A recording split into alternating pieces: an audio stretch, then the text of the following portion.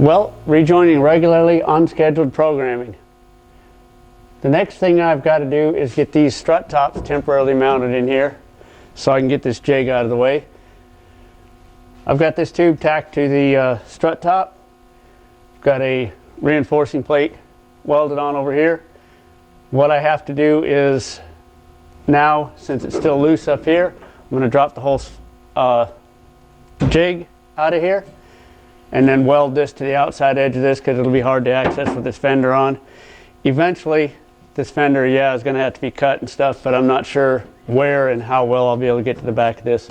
So we're going to weld that in place, bring this back up, and probably weld a temporary brace from here up to this other temporary brace, which is just off camera. Who did the setup for this shot? All right, so anyway, and a temporary brace down to here to keep this from wiggling around too much. Eventually, we'll get there. A little crowded in here. One other thing I got to do before I drop all this out of here, wiggly, wiggly, wiggly, is figure out about where I want to do my supports that are going to come up to this structure of the car body. This is not really going to provide a lot of support because it does wiggle a bit, but I just want to tie these two together. I can see a row of spot welds right here where the original support for the inner fender was at, so I'll probably try to tie in about there. I'll put something across here in the sheet metal variety. Doesn't have to be naturally advertised cereal boxes. Any cereal box will do for these small cardboard templates. But I need to do that before I drop this out and weld this piece in permanently so I can clean all these surfaces that I have to weld to before I get all this permanently in my way, and it's very hard to get in there with wire wheels and grinders. All right, I don't normally paint my cardboard templates, but I just want to take some of the distracting colors out of there for the camera. This piece will lay in there something like this. It'll probably get a flange added to it to tack weld onto there, a flange on the edge here so that it can be spot welded to the back of this. Then this whole thing will be set in here. Something on this order, a little curving and stretching, maybe a bead roll in this to make it a little stiffer, and something on that order. These are all just temporary cutouts so that I know about what I'm going to do, so I can clean off the paint, so I can weld to all this stuff with a little weld through primer on it. So now I have some idea what's going on. I'm going to put some marks up here, take this all out of here, clean this up, weld these in, and move on.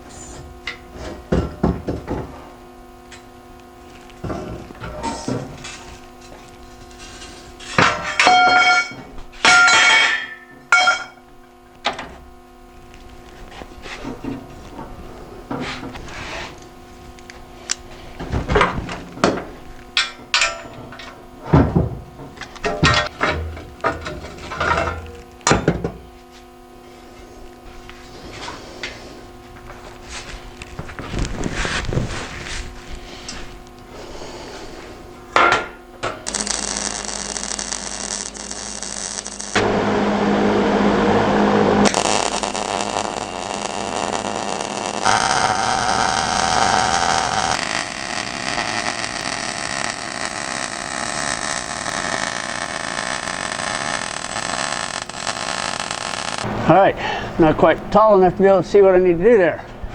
We'll get that one later.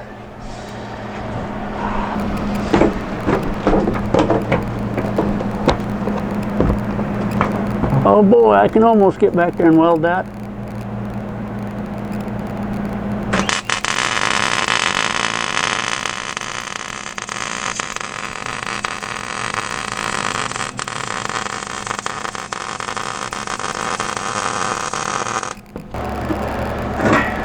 One step closer to getting it on the ground on its own wheels.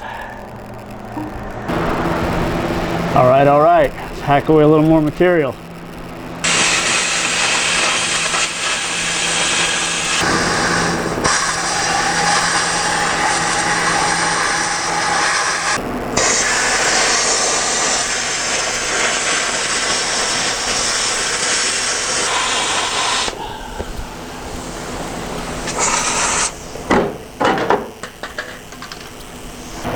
And that should give me a little bit of room to get, where's that?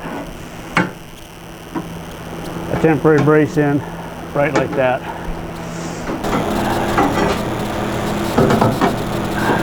I don't know how well this is going to work.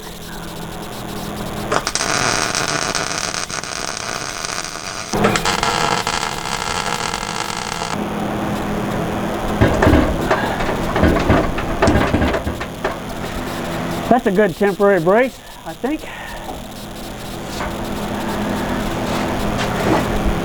And then one here to here. Get that cut, figure out how it's going to fit. I think there's enough bracing in it. Bolts are all out. All right, we are dropping the negative jig thing out. And that may be the last time I use this jig.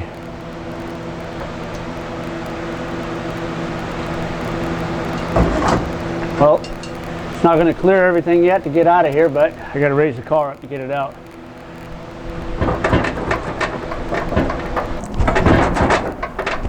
So those are temporarily installed, plenty solid. I may put this back across the top, just a little extra stiffness, but I don't think it needs it. Anyway, next step is going to be to put the subframe back up underneath of it. Take the springs out of the struts so I can just use wood blocks to set ride height or to set it high enough so it'll actually clear my fenders for a little while. And might even set it on the ground, see how it's looking so far. Because these are definitely strong enough to hold the weight of the car up. All right, take two. Here's a view from the other side. Just got a couple of temporary braces in. Those are both temporary. This one kind of diagonals out to hold it in and out. This one's straight up to hold the weight. The tube on the back is a permanent one, and its main function is to hold the distance of the strut front to rear and to keep it, you know, from twisting like this. Other support will be added later to hold it in place.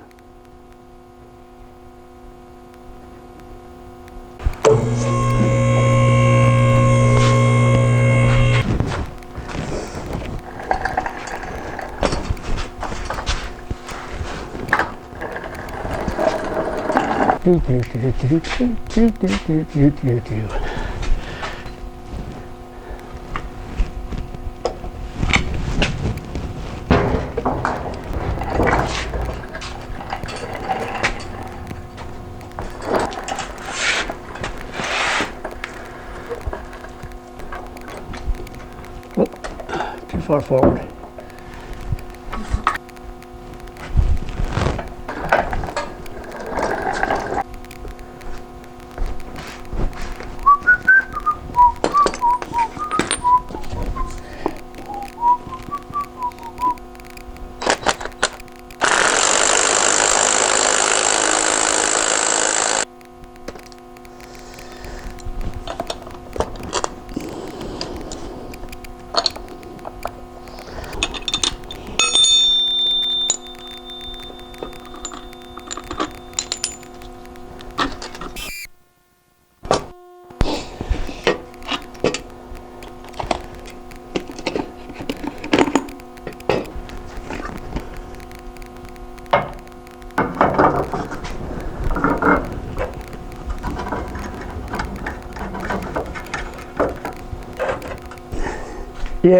Yeah. I could make this a lot lighter and easier by taking off the caliper and the rotor and all that good stuff, but why would I want to do that? Also, why would I want to have the bolts in my hand to put it together with?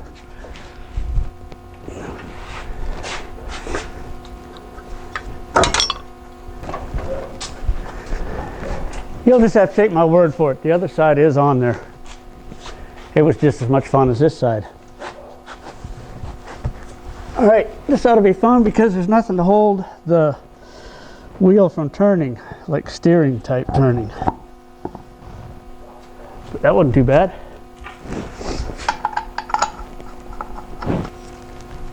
I find modern suspension to be so forgiving.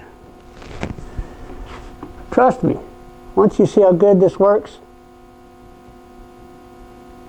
we'll all be changing to it. All right, now I'm going to lower it to the ground, see if that'll hold it from touching the fenders, and we'll see how this looks. I just want to see it with tires underneath it, see if it'll hold itself up and be able to roll itself around. Of course, I'm going to have to put the steering rack back in it or something to stop these from steering for now. But I'd like to get it off my lift. That would be great.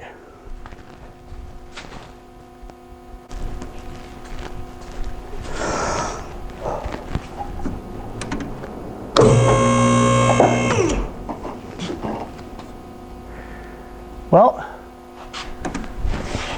one of my springs already fell out.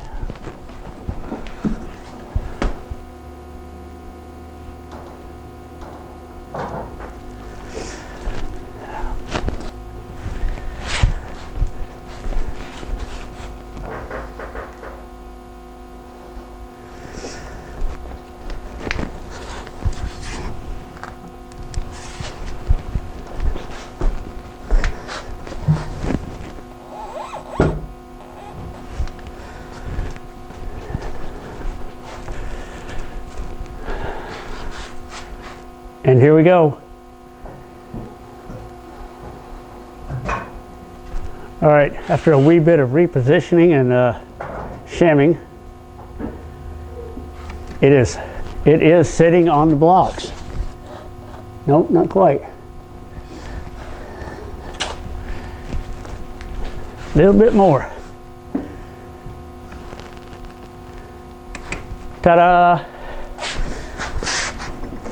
For the first time, it sits on its own wheels. All right.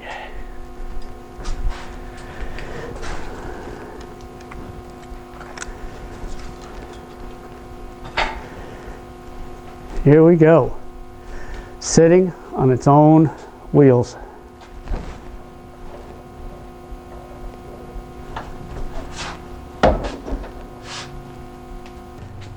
As you can see by the jack stand sitting there, it's well, it's a little higher than what we're going to want it to sit. Fenders are going to need a little work.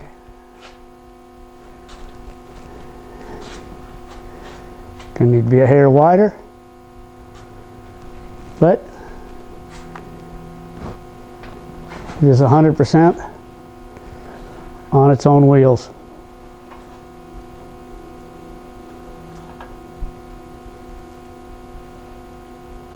All right, I need to sit down and take a break. I've had one day off. It's been a pretty good weekend for only having one day off.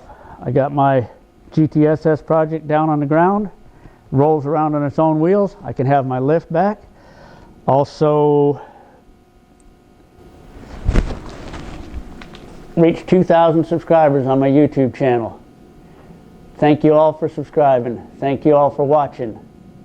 I'm just amazed by the number of people watch this stuff. I do not do this to get views. I just do this because it's what I enjoy doing. I'm amazed that many people are interested in this stuff. Anyway, a couple weeks ago, picked up another project. I live in South Carolina. My brother lives in Missouri. He found a '69 fastback Mustang, and he went and picked it up. So we now have another '69 fastback Mustang project.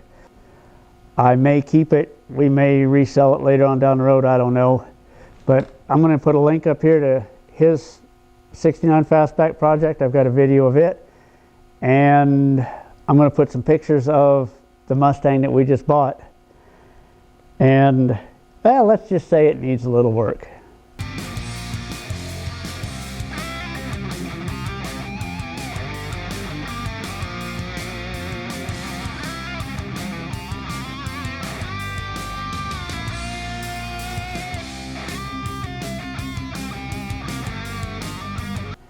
But I know a guy.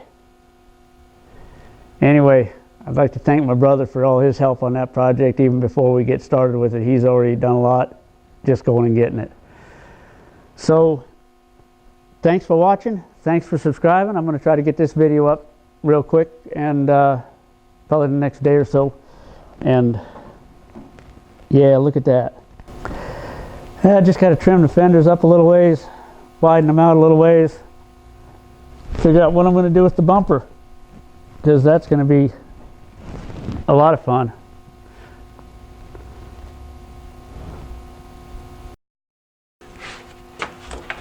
Let's start this completely over. Take two. Test, test. We live? We're live. Live, or is it Memorex? A little camera lighting.